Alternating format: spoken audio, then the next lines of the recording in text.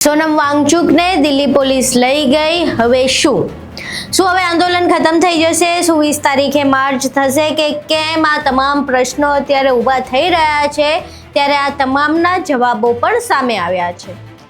20 તારીખે શું માર્ચ થશે અને આ સોનમ વાંગચુકના ગયા પછી આંદોલનની શું સ્થિતિ હશે તેના વિશે વિગતે ચર્ચા કરી। નમસ્કાર, તમે જોઈ રહ્યા છો ચક્રવાત ન્યૂઝ, હું આપની સાથે હેમંત।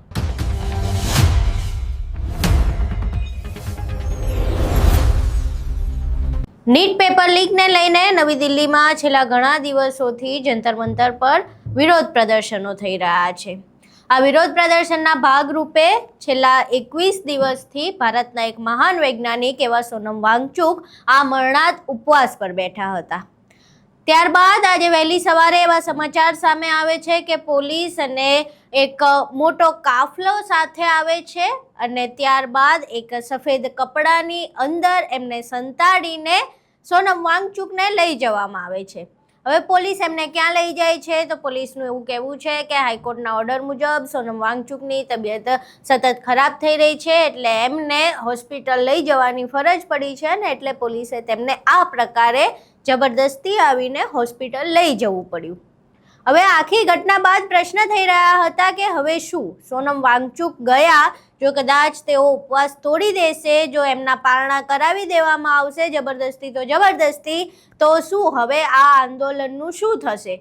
આ જે પ્રશ્નો ઊભા થઈ રહ્યા હતા તેને લઈને કોકરોચ જનતા પાર્ટીના જે ફાઉન્ડર છે અભિજીત દીપકે, એમનું નિવેદન સામે આવ્યું છે। એમને પહેલા એવું કહેવામાં આવે છે કે હાઉસ અરેસ્ટ કરવામાં આવ્યા હતા, ત્યારબાદ તેઓ જંતર મંતર માંડ પહોંચ્યા। જંતર મંતર પહોંચ્યા બાદ એમણે મંચ ઉપરથી જાહેરાત કરી છે કે આ આંદોલન ખતમ નહીં થાય। સોનમ વાંગચુકને તમે લઈ જશો ને તમે એવું માનશો કે આંદોલન ખતમ થઈ જશે તો તમે એવી રીતે અમારું આંદોલન ખતમ નહીં કરી શકો। 20 તારીખે અમે સંસદ જવાના છીએ, સંસદ માર્ચ થવાની જ છે અને આજથી અત્યારથી હું પોતે પણ ઉપવાસ આંદોલન શરૂ કરું છું।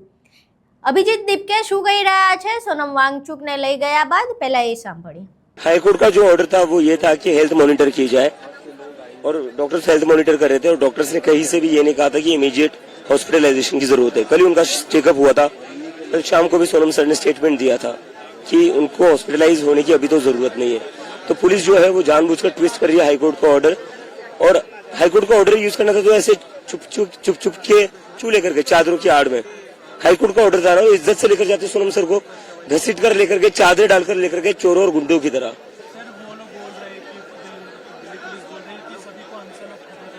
नहीं होगा, मैं खुद अनशन पर बैठा हूँ, ये आंदोलन और बड़ा होगा। अब इसके आगे पीछे नहीं हटेंगे हम। 20 तारीख का मार्च भी होगा, सभी आएंगे 20 जुलाई को सभी आएंगे। अमीन हमारे ये सारे लोगों की हंगर स्ट्राइक पहले दिन से जारी है और मैं भी अपना इंडेफिनाइट हंगर स्ट्राइक शुरू कर रहा हूँ आज से। तो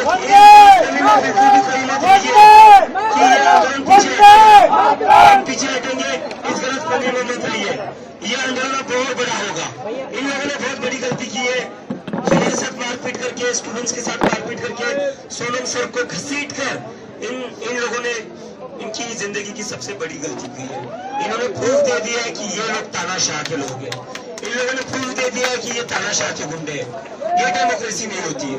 किसी भी डेमोक्रेसी में कोई इंसान शांतिपूर्ण तरीके से प्रदर्शन कर रहा है, उसको ऐसे घसीट कर नहीं लेकर जाते।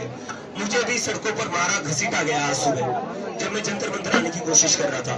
दिल्ली के पुलिस वालों ने मुझे भी सड़कों पर घसीटा, मारा और कहा तू कैसे जंतर मंतर जाता है हम देखते हैं। और जैसे ही सोनम सर को यहाँ से उठा ले गए तो कहते अब चला जा जहाँ जाना है, लेकिन फिर भी जंतर मंतर में आने दे रहे थे, मुझे यहाँ दीवार टाफ कराना पड़ा।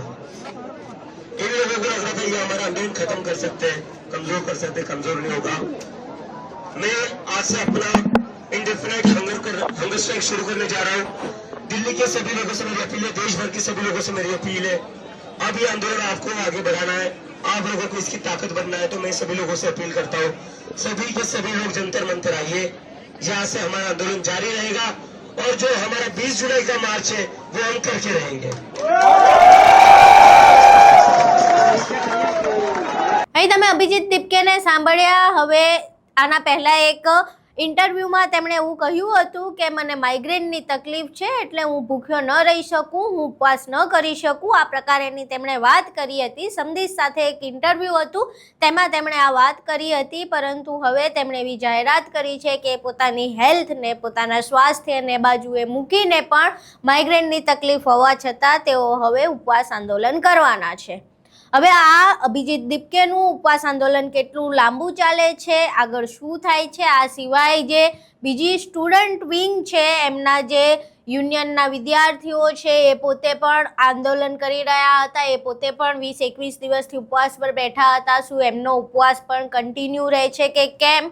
અને અભિજીત દીપકે જે પ્રમાણે કહ્યું છે કે હું ઉપવાસ કરું છું અને 20 તારીખે મારા ઉપવાસની સાથે જ હું માર્ચ પણ કરીશ, તો આ તમામ બાબતોની હવે શું અસર પડે છે એ તમામ બાબતો જોવી રહી.